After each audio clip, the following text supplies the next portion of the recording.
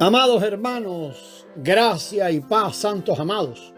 El pastor Pedro Saavedra les saluda. Este es el audio número 6 de esta serie Cristo Supremo y Centro de Todo.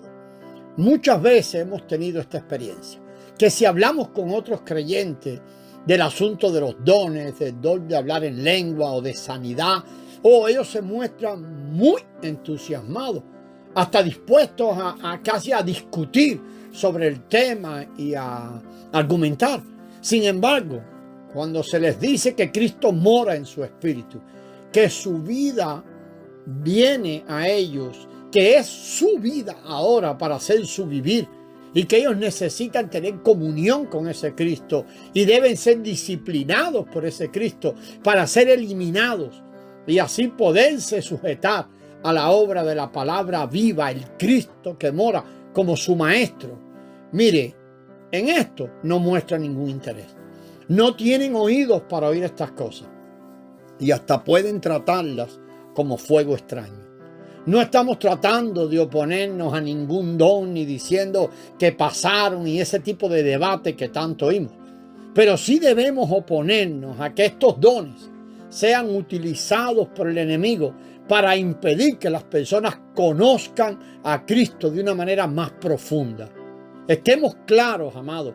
El enemigo puede sutilmente usar este asunto de los dones, las formas, la organización y las doctrinas para impedir que los creyentes avancen a fin de conocer a Cristo de una manera más profunda. El querer dones y manifestarlo puede llegar a ser algo que los ata e impide avanzar en el conocimiento de Cristo. Es relativamente fácil, muchas veces hemos tenido esta experiencia en ayudar a un nuevo creyente o incluso a un inconverso, a un incrédulo a conocer a Cristo. Pero es muy difícil ayudar a una persona que está enfocada en dones o doctrina a que conozca a Cristo de una manera más profunda. Esta es la muestra de la sutileza del enemigo. Los dones que Dios usa para atraer las personas a Cristo, Satanás los ha venido usando por años para atar a las personas e impedirles que sigan adelante con Cristo. Por consiguiente, incluso los dones, las doctrinas, las enseñanzas que pueden ser tan buenas o que son en esencia buenas, pueden convertirse en un estorbo para el propósito de Dios. La sencilla razón por la que se escribió la primera carta a los Corintios es que los dones estaban atando a los creyentes corintios y ellos no estaban avanzando para conocer a Cristo de una manera más profunda, o por lo menos era uno de los asuntos inconvenientes allí en la iglesia de ellos. Cada vez que ellos se congregaban, solo se ejercitaban para hablar en lengua. Parece que era lo único que les interesaba. Por esta razón el apóstol los exhortó a que no hablaran mucho en lengua.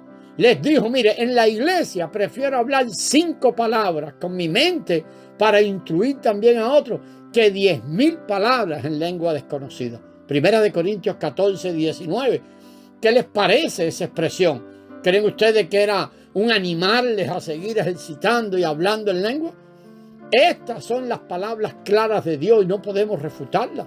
Al comienzo de esta epístola dirigida a los Corintios, el apóstol Pablo les aclaró cuando estaba escribiendo la carta: me propuse no saber entre vosotros cosa alguna, sino a Jesucristo y a este crucificado. Como diciendo, es el único tema de mi vida.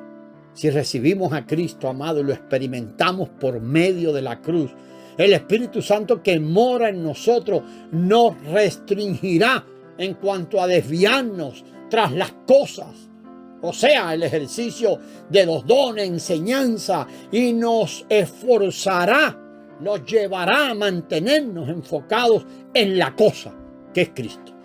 Muchos cristianos hoy en día son engañados por el astuto enemigo. No son engañados por cosas pecaminosas, sino por cosas buenas que Dios mismo ha dado. Estas cosas buenas estorban a las personas, pues ellos mezclan principios del Antiguo Testamento con los del Nuevo, mezclan el alma con el espíritu y las cosas carnales con las espirituales. Es por eso, amado, que necesitamos la cruz. si estamos dispuestos a ir a la cruz y permitirnos que ella sea aplicada a nuestro corazón, sabremos dónde estamos y experimentaremos la separación mientras el yo es eliminado. Necesitamos permanecer firmes en el Espíritu, amado, para orar y pelear esta batalla, para estar atentos a lo largo de las generaciones. El enemigo ha venido obrando continuamente de esa manera camuflada y de esa manera sutil. En realidad, él ha venido haciendo siempre una misma cosa. Él finge que está haciendo algo diferente, pero es lo mismo que desde el inicio. Así que tenemos que permanecer firmes en el Espíritu, hermano, para velar y orar. Las almas de nuestra milicia no son carnales, sino espirituales, 2 Corintios 10:4. Tenemos que orar en el Espíritu para pelear esta batalla y mantenernos firmes donde el Señor nos ha puesto. Cristo es nuestra única norma segura. No debemos confiar en nada más. Debemos someter todas las cosas a prueba, tomando a Cristo como la norma. Esa es la medida que nunca falla, infalible, y no usando nuestra mente y poniendo otras medidas para establecer normas en la iglesia. Tenemos una gran necesidad, amados, de conocer a Cristo subjetivamente.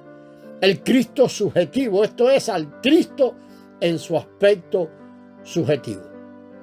El Cristo que todo lo incluye es más una persona que podemos experimentar de modo subjetivo que de una persona que una persona objetiva. Este es algo que el cristianismo de hoy también pasa mucho por alto y ha perdido este punto y lo ha descuidado. Aparentemente el cristianismo es una religión acerca de Cristo, de eso se habla. Muchas personas son creyentes y pueden definirse como seguidores de Cristo y más o menos confiesan el nombre de Cristo y dicen que Cristo es lo más importante. Sin embargo, en el cristianismo de hoy, Cristo es principalmente un Cristo de nombre, es algo solamente nominal. Eres principalmente un Cristo objetivo. Podemos, hablar de todas las cosas objetivas que sucedieron en Cristo, de todas las historias, de toda la parte objetiva.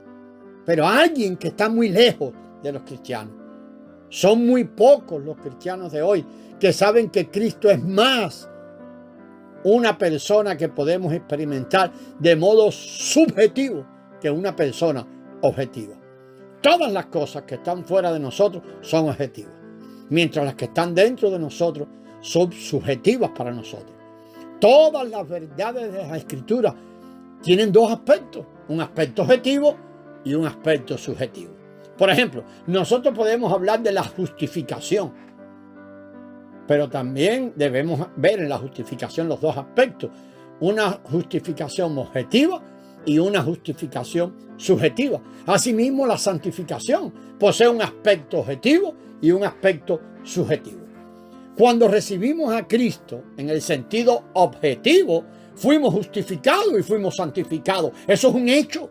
Así que en términos objetivos, tenemos a Cristo como nuestra justicia y como nuestra santidad. Sin embargo, en términos subjetivos, podemos estar muy carentes de estas verdades como una realidad.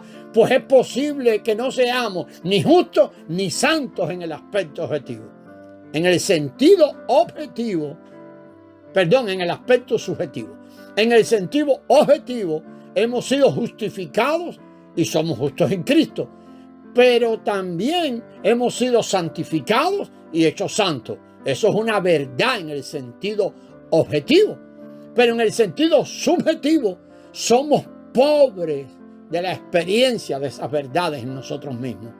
En el sentido objetivo, todos los cristianos son absolutamente ricos en Cristo. Objetivamente, todo lo que hay en Cristo es nuestro.